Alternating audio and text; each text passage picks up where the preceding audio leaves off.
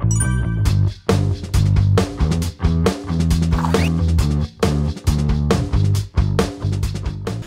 안녕하세요. 허브경제TV의 최호영입니다. 오늘 볼 종목은요, SK바이오사이언스라는 종목을 좀 보도록 하겠습니다.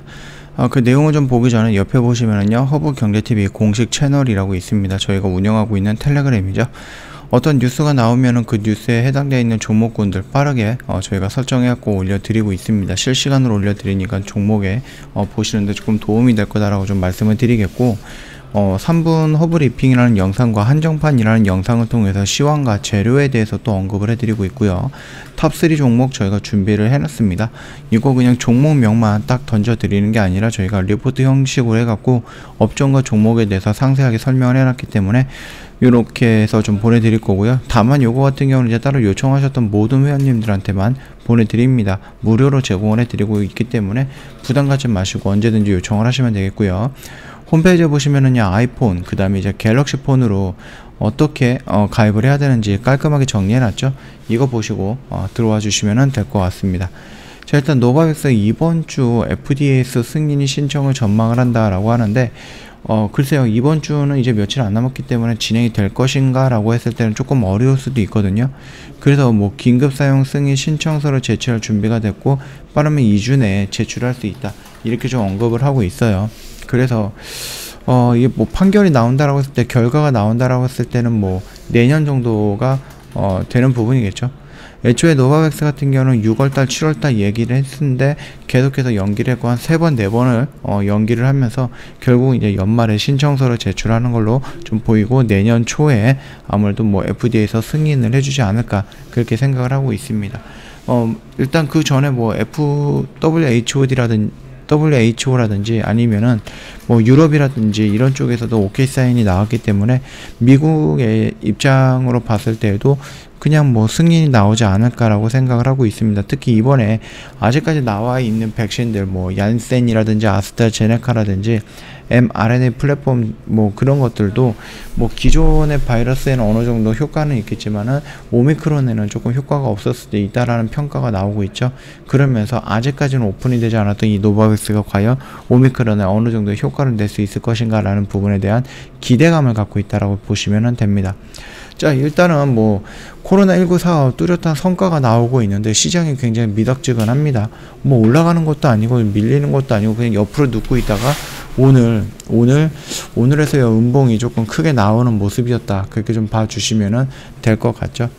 자, 일단은 뭐 노바백스 위탁 생산을 확대라든지 아니면은 자체 개발 중인 코로나19 임상 3상 효능평가 시작 등의 뭐 성과를 내고 있습니다. 또 국제기구 CEPI와 협력해서 코로나19와 변이주가 속한 바이러스 계열의 전 방위적인 예방을 할 수 있는 범용 백신 개발에 착수하는 등 세계적으로도 기술력을 인정을 받고 있는 추세입니다. 그럼에도 불구하고 주가가 조금 밀리고 있는 모습이 살짝 안타깝다라고 좀 말씀을 드리겠고요. 그리고 이제 뭐 WHO라든지 EU에서 승인받았던 노바백스 백신 생산량을 또 확대하기로 했죠. 그래서 이 원액 생산이라든지 글로벌 공급을 위해서 CMO 및 라이센스 계약을 체결을 했었습니다. 지금 이제 파이프라인을 2개를 갖고 있어요, 노바백스가. 근데 이제 이 부분까지 해갖고 총 3개의 파이프라인을 돌릴 것이다, 이렇게 좀 얘기를 하고 있거든요. 9개의 원액 생산 시설 중에 3개의 시설을 맥스로 활용을 하겠다, 이 노바백스 쪽으로 활용을 하겠다, 이런 식으로 얘기가 나오고 있어요. 그럼 지금 한 개는 어디에 있느냐, 아스트라제네카 쪽으로 진행이 되고 있거든요. 이거를 이제 아스트라제네카 같은 경우는 내년 정도가 되면 올해가 계약 마지막이죠. 그래서 내년에는 이 라인이 비게 된다는 겁니다. 그럼 이 빈 라인을 노바백스로 채우겠다라고 하니까 나쁘지는 않을 것 같다라고 생각을 하시면 될 것 같습니다. 일단 노바백스로부터 원액 생산에 따른 위탁 수수료, 그 다음 노바백스의 완제 판매에 따라서 매출 수수료, 우리나라를 비롯해서 태국, 베트남에 대한 뭐 백신을 직접 판매, 추가 매출을 확보할 수도 있다, 이런 식으로 좀 보면 될 것 같고, 원액 계약에 따라서 발생될 예상 수수료는 약 2천억 정도가 포함이 된다. 각각의 계약별로 추가 매출을 기대할 수 있다, 이런 식으로 조금 긍정적으로 멘트를 좀 치고 있습니다. 자, 그럼에도 불구하고 시장이 그렇게 막 좋게 반영을 하고 있지는 않아요. 우리가 예상했던 흐름과는 조금 반대의 모습으로 진행이 되고 있어서 조금 안타까우긴 한데요. 화이자 경구용 치료제, 이 부분이 긴급 사용 승인을 받은 것에 대한 어느 정도 영향이다 라고 얘기가 나오고 있는데, 일단은 글쎄요, 이 부분에 대해서 어느 정도 효과가 있는지는 우리가 알 수가 있죠. 한 80%에서 90% 정도의 효과가 있다라고 하는데, 이게 만약에 오미크론에도 효과가 있는가 라고 했을 땐 그거는 좀 물음표가 좀 들어온다라는 얘기죠. 그리고 이 치료제가 경구형 치료제가 나온다라고 해서 코로나가 잡힌다라는 것도 아니거든요. 그러다 보니까는 이걸 한시적으로 백신이라든지 아니면 치료제를 만드는 회사들한테는 단기적으로 눌리는 구간을 형성해 줄 수 있다. 물론 이제 화이자가 경구형 치료제 승인이 나오고 그 다음날 머크사 관련해서 또 언급이 나오다 보니까 충분히 후발주자로 나서고 있는 회사들이 조정이라든지 눌림은 조금 받아볼 수 있다라고 보시면 됩니다. 그리고 두 번째 이유는 뭐냐, 결국 이제 미국의 연구진이 얘기를 하기로는 mRNA 이것도 마찬가지고 현존하는 백신들이 오미크론에는 그렇게 크게 반응을 못 해주고 있다라는 거죠. 그런 연구진의 연구 결과가 발표가 되면서 그러면은 후속 이 백신을 만드는 회사들도 지금 델타 바이러스라든지 기존의 기존 바이러스를 좀 중심으로 해서 진행이 되고 있는데, 아무짝에도 쓸모없는, 오미크론에는 아무짝에도 쓸모없는 또는 효능이 없는 물백신으로 좀 판정이 될 수 있는 지금 그런 흐름을 만들어가고 있거든요, 시장이. 그렇다라고 한들 얘네들은 일단은 뭐 새로 나온 플랫폼이기 때문에 mRNA 플랫폼과는 또 다른 플랫폼이고, 그 다음에 뭐 아스트라제네카 얀센과는 또 다른 플랫폼이다 보니까 충분히 도움이 될 가능성도 있다. 특히 노바백스 같은 경우는 오미크론에 어느 정도 효능이 있다라고 밝혀졌거든요. 그렇기 때문에 그런 부분들을 본다라고 했을 때 너무 과하게 단기적으로 하락을 한 게 아닌가라고 생각을 합니다. 결국은 오미크론이 기존에 있던 백신이라든지 기존에 있던 치료제에 어느 효과가 없다라고 하면은 그거를 빠르게 대처할 수 있는 오미크론만의 백신을 만들 수 있다라고 얘기했던 게 노바백스거든요. 그렇기 때문에 만약에 지금 계약이 되어 있는 부분이고 오미크론에 딱 적합한 백신을 만든다라고 했을 때 새로운 내용의 추가가 되는 계약 내용이라든지 아니면 뭐 돈을 더 벌 수 있는 그런 뭐 기회가 될 가능성도 있는 거겠죠. 회사 입장으로서는 매출을 올릴 수 있다는 것이 중요한 거니까 그 정도 좀 봐주시면 될 것 같고, 지금 여전히 우리가 이 박스권 하단에 있습니다. 여기 언저리에서 좀 조정을 받다가 노바백스가 뭐 생산 긴급사용 승인에 대해서 승인이 나오면은 그 모습을 보고 나서 이런 식으로 돌파하는 모습이 연출이 되지 않을까라고 예상을 했었습니다.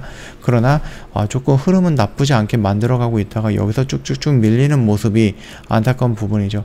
화이자에서 뭐 경구형 치료제가 긴급사용 승인이 됐고 우리나라에서도 승인이 됐고, 그러다 보니까 그러면은 뭐 SK 바이오사이언스에서 노바백스 백신이 나온다라고 한들, 또는 SK 바이오사이언스에서 자체 백신이 나온다라고 한들 이거를 맞을 수 있는 여유가 될 것인가라는 거겠죠.